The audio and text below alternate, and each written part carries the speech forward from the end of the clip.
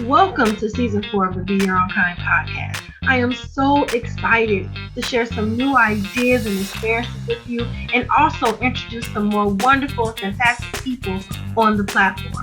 Be sure to visit our site, www.beyourownkind.com, to be able to keep up with the latest news and the latest blogs and content.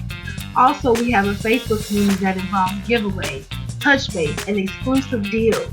If you like the content, be sure to tip your girl a matcha tea on Ko-fi, located at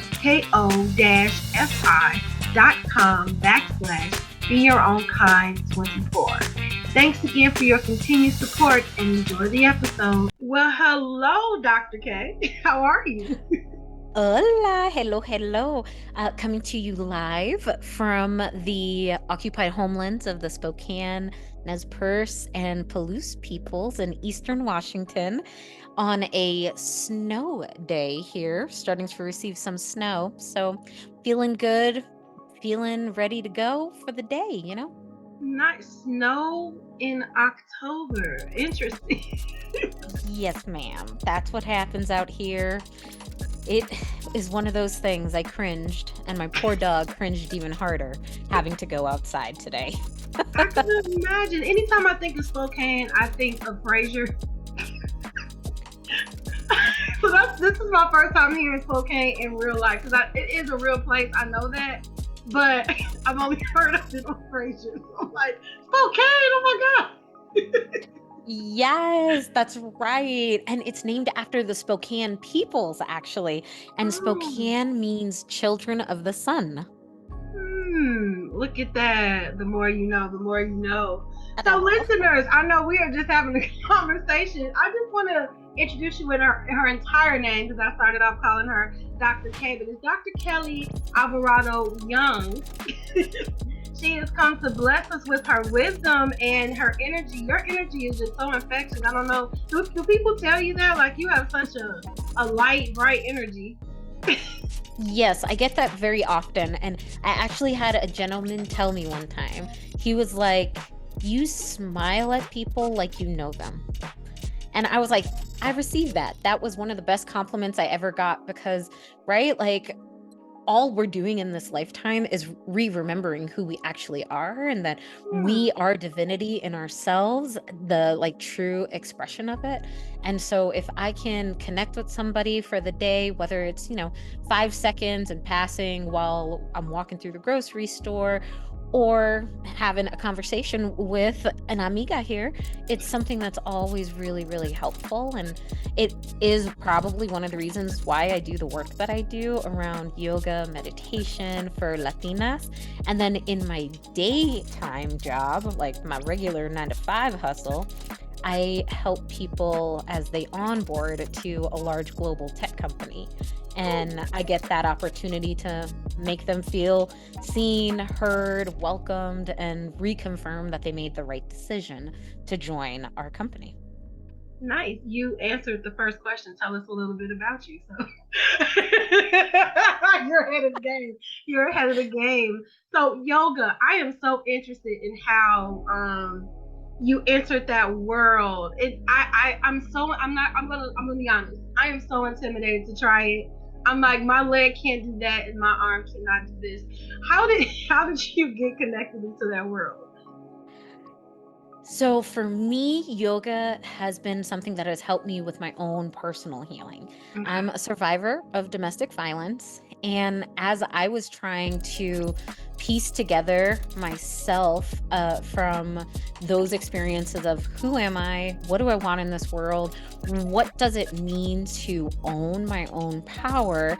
And where do I find safety starting with me first before I give to others? And it was getting the opportunity to go into like a hot yoga class. And I was like, all right, I'm going to do it. I'm by myself now. I don't have any like real close friends or family. I'm just looking for something to do. And I was in graduate school working on my master's. So I was like, all right, I'm going to go try out this yoga thing. It's something I can do by myself. And I went and it was hot yoga and it was hot. Like, y'all, it was I was like, why am I paying for this? Like, this is ridiculous. I can go to like Puerto Rico or Texas or Georgia and do this. Pero it was good. I lived in very cold Seattle, so I'm like, all right, cool. And slowly but surely, as I started to stretch out my body, as I started to, hear the pop crackles of things that my body was holding on to, I realized that my mind, my emotions, and my body weren't connected anymore. That I was going through the day and just doing what I needed to do to survive, because I was in 100% survival mode. And when I got into like this pose called camel pose, where you're kind of opening up your heart to the world, I was like, all right, I finally felt it. Like, I felt the emotion. Like, I didn't have to be the strong daughter anymore, the strong hija. I didn't have to be the survivor anymore of the, oh yes, I made it, yay, look at me now, right? I didn't have to be the person that kept it together. I got to be me, and me was falling apart at that time in my life. And it was so wonderful getting to do that through yoga. But like you said, right? Like, I am not flexible doing those pretzel things. I'm like, what is this? And the more I learned about yoga, I learned that there's different forms of yoga. And the yoga that is primarily here in the West is, guess what? White, able-bodied, female identified, centric. And so as I've been going through my own yoga journey, I'm like, there's all sorts of yoga out there that doesn't require doing anything except laying on the floor, making yourself comfortable and feeling held, and reconnecting with your breath. That's yoga. And so for me, one of the reasons why I created La Brega Yoga Flow and Meditation Space, which is my business, is to be able to introduce that, particularly to Latinas, that yoga does not have to be what you look at on Instagram, where it's like all this, oh, I'm standing on a mountain so peacefully. I'm like, oh, hell no. I would be scared up there. Like, I'm going to fall off this mountain. You hear so much about people falling off of places because they're trying to get the perfect selfie. Oh, hell no. I'm a New Yorker at heart. So I'm like, that's how you die. That's how you die.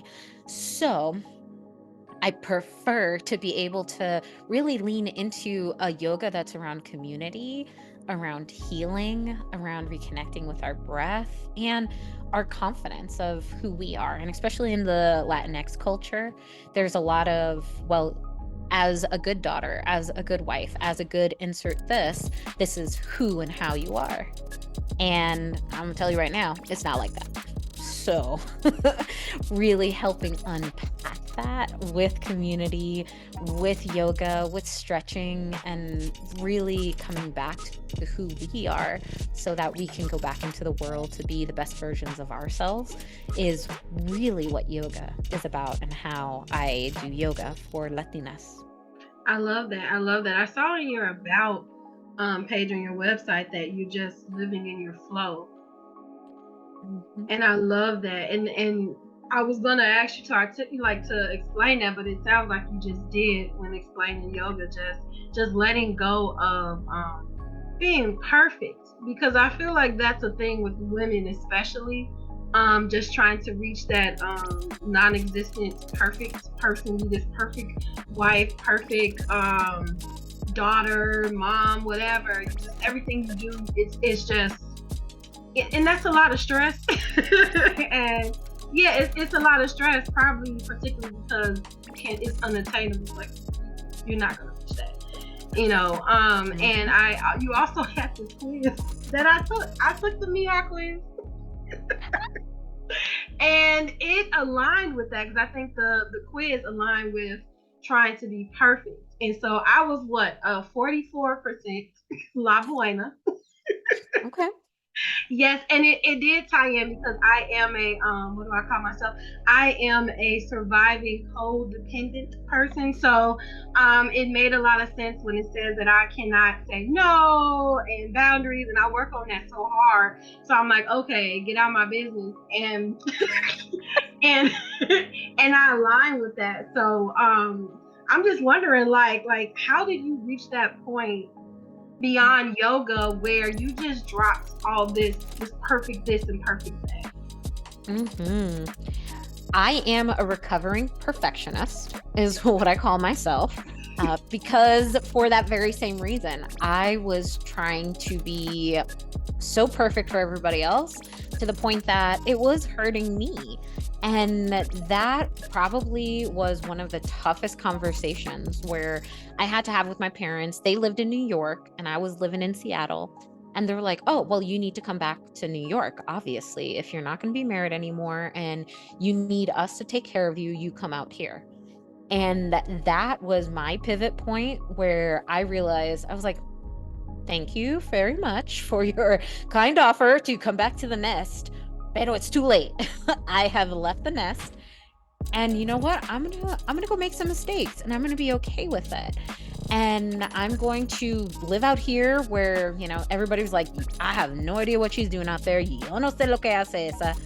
And I was like, you know what? And I'm okay with that. When I stopped caring about people knowing what it was that I was doing, that's when I was like, all right, I'm good. That's personal. Throw in the work side. Oh, hell no. That was an even longer journey because I'm like, as one of the few Latinas, I was one of only for a very long time in many roles. I was one of a few BIPOC, Black, Indigenous, people of color identified folks. I was one of few women in the spaces. It was hard not to be perfect. And I think that's where I struggled and still do sometimes, where I have to check myself to say, you know what?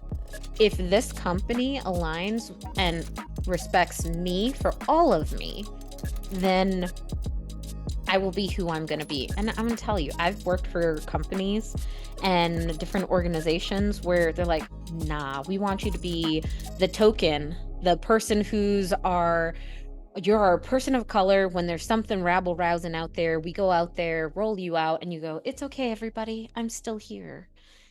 And that wasn't okay with me anymore. A lot of that came through my own study in my PhD. My PhD work is around multicultural organizational development. So, how are we creating organizations that actually are honoring all forms of peoples and not just lip service? And once I started seeing, all right, there are organizations out there that are doing this. There are places that I can work and feel like, all right, I'm going to show up. And like you said, there's a lot of me, right? And this is how I show up all the time. And I wanted to be in a place where I could do that. Not the, hello, it's so lovely to see you today. I can white talk all day, but do I want to? Hell no. I want to slip in, my Spanglish and all that kind of stuff in my life.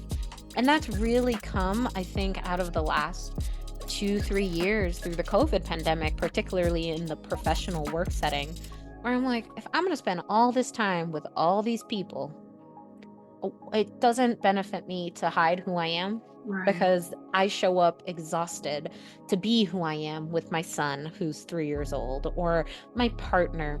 I want him to like me at some time, when we're done raising our child, that we don't stare at each other and go, who are you, stranger? So it really has been the pandemic that has helped me find my voice and decide to open up a business. Never in a million years did I think I would have a small business and a yoga business at that. I was like, that's like some white people crazy shit. Like, what? And I was like, oh, wait a minute. I can make this about people like myself and center our identities and center our stories. And, with the Mija quiz, help people be seen that, it is a beautiful thing to be who we are as a community. And it's okay to also question, how do we hold both at the same time?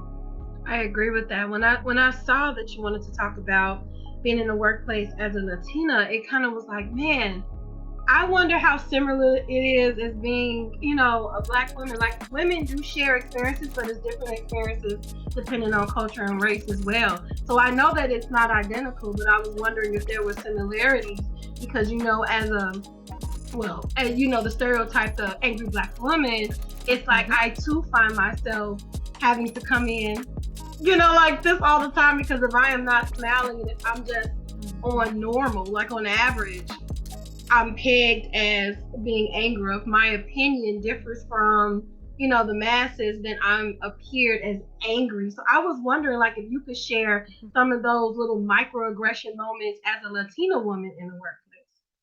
Mm-hmm. I tell you, the workplace is such an interesting place with so many differences and changes, right? Like, you're right. Coming into spaces as a Black woman, and for me, for those who are not able to see me, I am a whiter presenting Latina. I'm Puerto Rican. And I also think that that is something that is so important to name within the Latinx culture itself, the level of colorism that is happening, that being closer, more adjacent to whiteness brings you some form of privilege. And I think that is important to name, period, even for us as Latinx folks. And in the workplace, I think the places where I have seen the micro and the macro aggressions has been in that piece of being ambiguous enough that I've been in spaces, people don't know who I am, or, they just see Kelly and they're like, oh, okay, here's another person doing whatever. And then they start talking. I was in a meeting once where somebody was talking hella crap about a Latin American country. Like, and this is like the meeting before the meeting, people are coming in and they're talking about this and, oh yeah, did you know that country and blah blah blah. And then I turned around and I said to him, I was like, I'm Latina, right? And this was somebody that I knew too, so it's not even like it was the first time meeting them. I was like, what? And they're like, oh, well, I'm just joking. And I'm like, there's no such thing as joking when you're tearing down other people. Right. I'm like, that's dangerous. And if that's a joke, here's your message. It's not okay to say. And this is like the meeting before the meeting. And you're right, like with the stereotype of the angry Latina or the emotional Latina. Oh, you're such a telenovela star is the biggest one that I would get, because do I live a life in emotion? Yes. I am definitely very empathetic. I have you see me big and in large color right now in my happy moments, but also if I'm in a sad or frustrating moment, you're going to get that side of me as well. And I was really, really worried about being in spaces where it wasn't okay. And people were willing to just go over it. And I think when I realized in one situation, particularly around like the murder of George Floyd and other issues around race that had come to the forefront, that no one could just say, oh, I can't see that, or I didn't know about it. I had a really engaged conversation with my team, all these department heads, and they were just like, yeah, I just don't get it. I feel so attacked. And like, I just lost it and was like, you want to talk about attacked? Like, here's, the last 30 years of attacking. I'm like, help me understand how I can help you, because I don't want to. And it was in that moment that like some people came up to me after the meeting. They didn't say anything in the meeting. And they came up to me after the meeting and they were like, oh my God, you were so right. I'm so sorry, blah, blah, blah. And that's when I realized like how insidious racism is, sexism, insert all the isms, when people who had privilege didn't even feel safe saying it in the room, or didn't have the balls to be a true ally and to be complicit to upholding my truth and helping folks understand my truth. So it's been a long journey, and I think particularly as a Latina and as someone who can present very young and having been in spaces with top leadership who's, a whole bunch of old white guys, it's been really interesting to get my perspective believed or appreciated or validated. And at the same time, I'm like, I think that's where, especially in the workplace, employee retention is so important. It's like, all right, if you're not going to give me a sense of belonging here, guess what? It's 2022.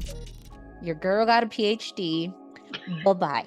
I'm going to Right. find a place where I'm going to go and do great work because my job is not all of me. What's more important to me is my family, my business, my ability to contribute to the global workforce in some way. And I'm gonna find options out there. And through my network, literally every job I have gotten has been through somebody that I know that has said, hey, you have amazing skills, you have amazing talent. Would you be interested in XYZ? And I'm like, all right, let's go. Because again, we don't have to be in those spaces where we're not being held up. And it's also a privilege that I can do that because I have citizenship. I have education. I have a partner that, if something does go south, I don't feel the threat of losing everything. And so I also do want to name that like my opportunities have come because of some of the other privileges that I carry Right. as a person who can speak English fluently and speak Spanish fluently. So it's really important that, like, for me, as I continue doing the work that I do, it's honoring all of the pieces, not being ashamed of the things that have held me back, and also naming the things that have helped me succeed, and saying that, okay, we still need to keep opening the door. If you're going to let a little drip in, watch out, gente, because I'm going to open that up. And you know how a Latino party gets. It's like, oh, it's just supposed to be a small get together. 5 people turns into 50. And that's what I want to do in all the spaces I occupy. I love that. I love that. And I love how you mentioned the new age thinking. Because when I was younger, it was like, you at this job, you take it, you need it.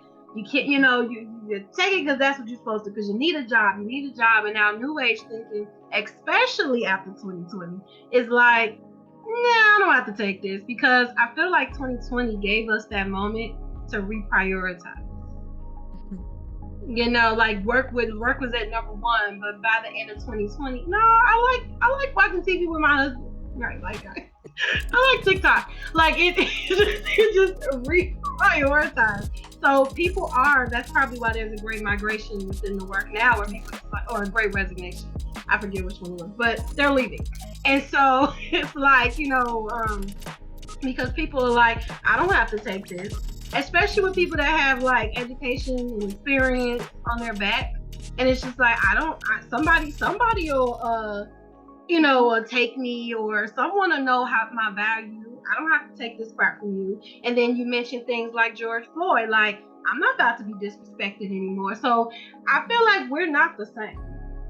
Mm-mm. And I feel like with these little laws, these little low key laws that they're not letting everybody in on, it's trying to like take us backwards. But no, I don't think there's a backwards. I keep telling people that there is no returning to 1960s, 70s thinking, because people are not there anymore. You're not going to jail me mentally, physically, emotionally, spiritually. You're not going to jail me in any type of way.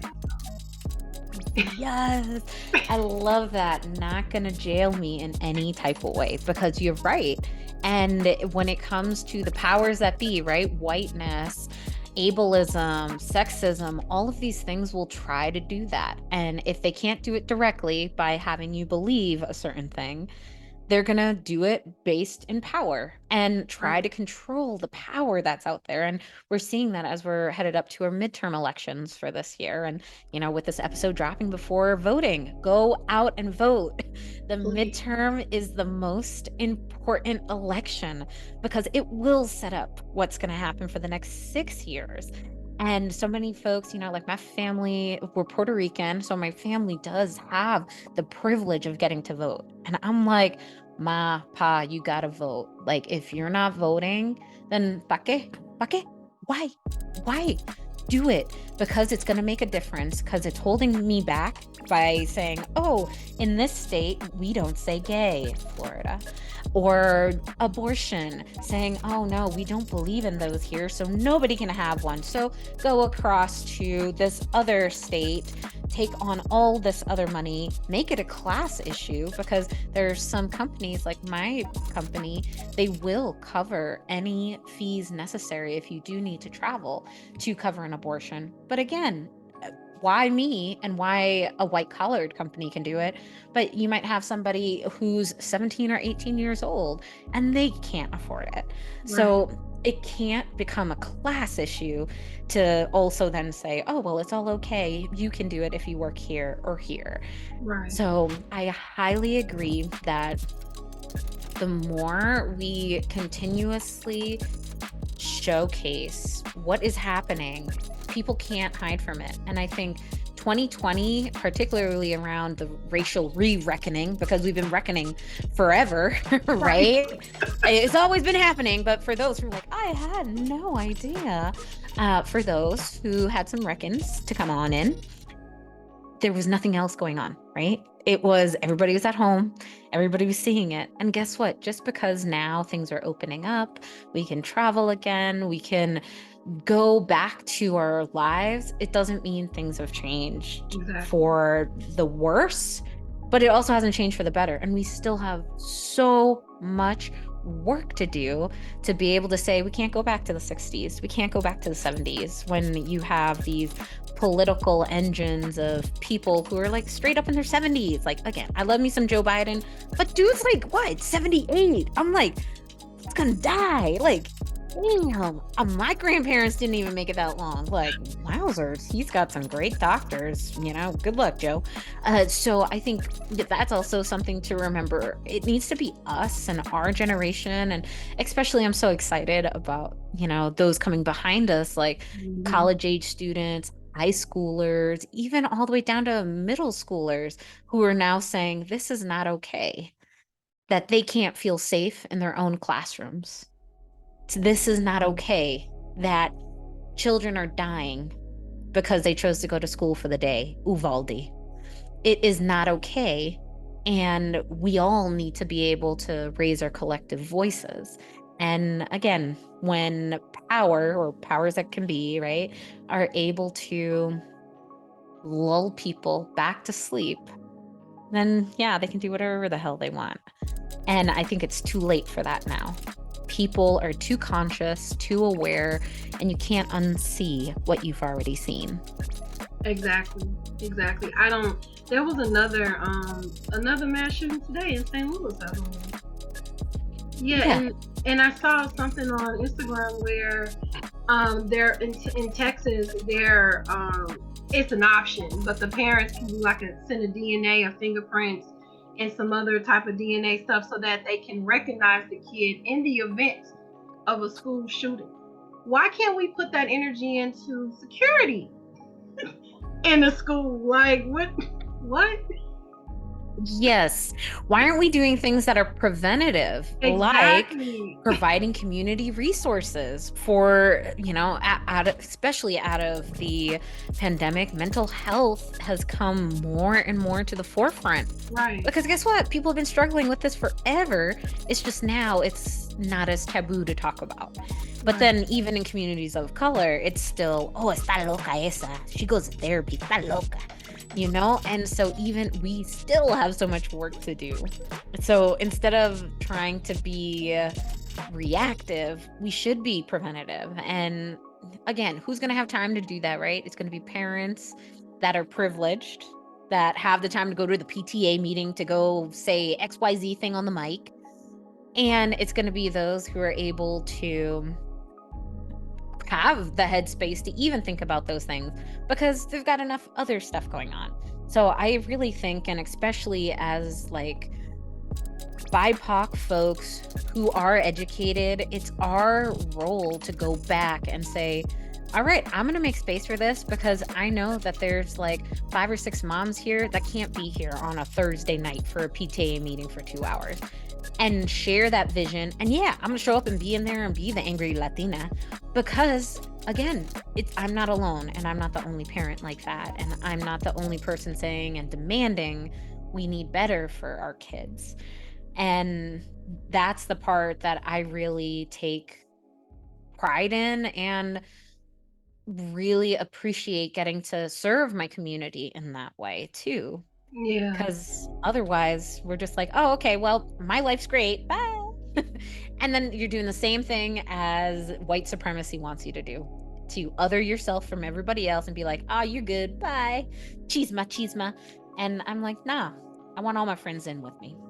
exactly, exactly. And what's so awkward about the shootings is, okay, so I'm from Chicago, Illinois. So when I went to high school, we have metal detectors. We have people patting us down in the inner city. Those schools are actually safer than in with the higher property tax. And you rarely hear, or if ever, a mass shooting in a inner city at an inner city school. It's in the privileged neighborhood, and it's like you're so privileged that you don't think that you need to have this type of security in your school when this is where the shootings are happening. And so that's where I can't wrap my mind around. I know. And it's this false sense, right? And I think that's one of the Yeah. things that makes me so sad. Like having grown up in the largest and most diverse school district outside of New York City in New York, like that was every day. It was, oh, okay, closed campus. You can't come in, you can't go out. Like we know where you are at all times. You need to be wearing an ID. Like it was the way it was. And to know that people went to schools where they're like, oh yeah, I just come and go and do this. And I'm like, we're teaching our kids from the very beginning in their school age, oh, you're different. And that is not okay. And we need to be able to say, hey, all kids need to be safe. And here are the ways we do that. And how can we also make sure that kids can be kids too? Right.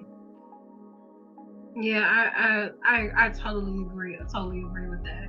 So before we keep going with the interview, I just want to stop right here for a quick break so we can hear from our sponsors from BetterHelp, and we'll be right back. This episode is sponsored by BetterHelp. People often think anxiety looks one way, but it has many faces and many emotions that sometimes can be overwhelming and daunting.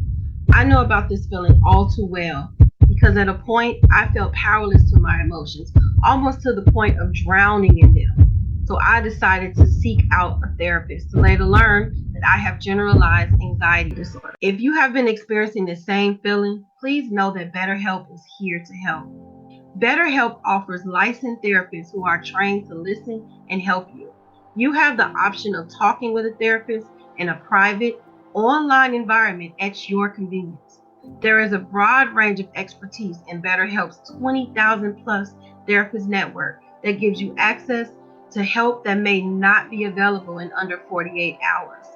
All you have to do is fill out a questionnaire to help assess your specific need, and then you get matched with a therapist in under 48 hours. Then you will schedule secure video and phone sessions. Plus, you get to exchange unlimited messages, and everything you share is completely confidential.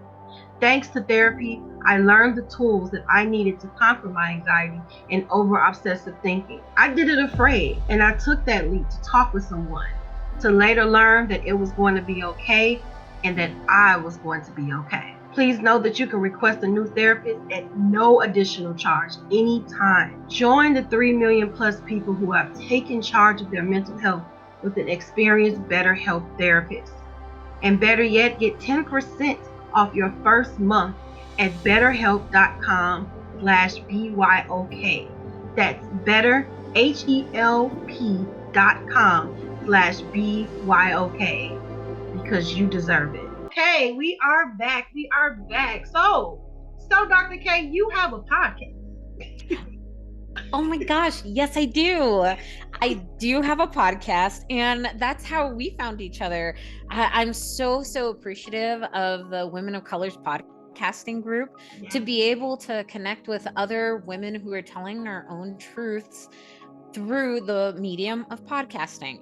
I ended up following into this. So again, I'm a nerd and I love me some data. And I was listening to this Nielsen report last year on diversity, and they did a whole section on podcasting and said that the largest group of listeners are Latina women. And I was like, all right, those are the people I want to talk to. And I want to build community with them. And I want to be able to do that in a way that, like you've seen here today. I got me some zhuzh, some glitter, some like excitement about life.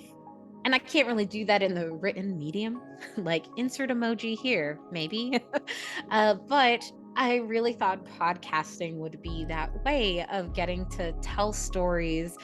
My most favoriteest thing is chisme, which is gossip, telling the news, just conversating between friends. And that became the Wellness Chisme Chat. And on there, I invite folks who identify as BIPOC to share what does wellness mean to them. Super open-ended. I have a couple of prompts, basically asking how they've exhibited wellness, what does it mean to them, how do they find hope in the day, and then, again, a consejo or some advice for folks who are listening that they might need to hear. I have had the opportunity to interview some friends. I interviewed my brother twice because it didn't record.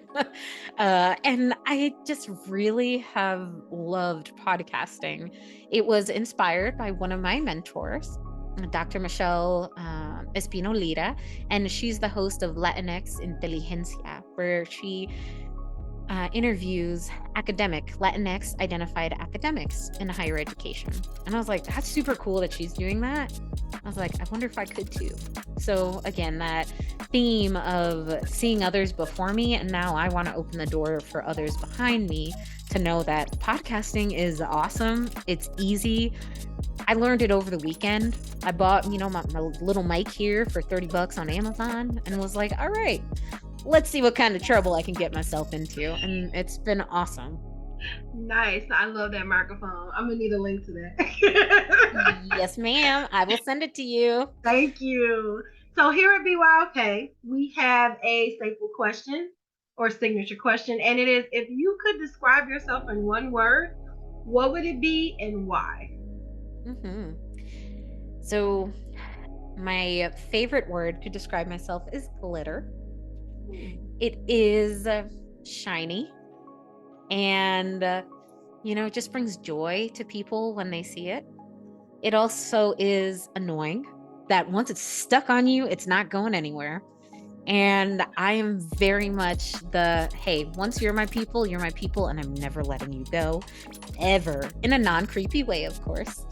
And a great example of that is, I'm getting together with a group of girlfriends from different walks of my life, and they don't know each other, but I was like, all of y'all need to know each other, and we need to all be together. And we're headed on a ladies' vacation in November to Cancun, where, again, these are people, their only common denominator is me. And I was like, you know what? We need to all be together. You, my people. So they got glitter all over them. And now we're going to spread some joy together. I love that. Yeah, my every time I bring out the glitter, especially Christmas, my husband is like, oh, this is going to be here to March. Yes. So where can people find you? Well, please find me on all things social media. You can find me on Instagram at La Brega Yoga, TikTok at La Brega Yoga. I don't know what the heck I'm doing with TikTok, so follow me. That's kind of more like my day-to-day life of like, yeah, that looks like a cool video. I'll post it. So that's like my experiment space. Of course, if you're interested in following me around wellness, meditation, and the workplace, you can follow me on LinkedIn. I do post a bi-monthly newsletter on LinkedIn, and you can find me at Dr. K or Dr. Kelly Alvarado-Young. And that is another great medium to engage in some of the conversations around how do we create a diverse, inclusive workplace, while also incorporating some yoga, meditation, and chisme. So those are my top 3 places. And then of course, sign up for my newsletter. It's always super cool. I always send those newsletters out twice a month. And I highlight the episode of the day, a book that I'm reading that I would recommend to you, usually a Latinx owned business or a Latina owned business, and just some chisme of whatever the heck I'm thinking about. I am currently preparing to host a 2023 goal planning session. So, how do we incorporate mindfulness into our goal planning? So, please check out the show notes. I'll make sure you have the link to drop that in as well. And it's just on my website at La Brega Yoga. Oh, no, it's www.labregayoga.com. So just type in La Brega Yoga and you'll find me at some point. Nice. Before we wrap up, anything you want to say or add? Oh my gosh, just thank you so much for this opportunity to share space with you. It has been such a joy to just, again, have our stories out there and to be able to share a little bit more about mine. And I really hope to stay connected with you and your audience. Same here. Yeah, I'm also glitter, so. Yeah. Yes. So thank you so much. Dr. K, for just sharing your light. Like, man, such a magnetic energy, and I just thank you for sharing your wisdom and your knowledge with us today. And listeners, I hope that you've actually grabbed something out of this about just being okay with just being okay. I mean, that's what Be Your Kind is about. Like, just being in the workplace, at home, at the pool, I don't care, wherever you're at, just being safe enough and confident enough in you. So until next time, don't forget to be kind to each other and to yourself. Bye bye. Nos vemos. Ciao.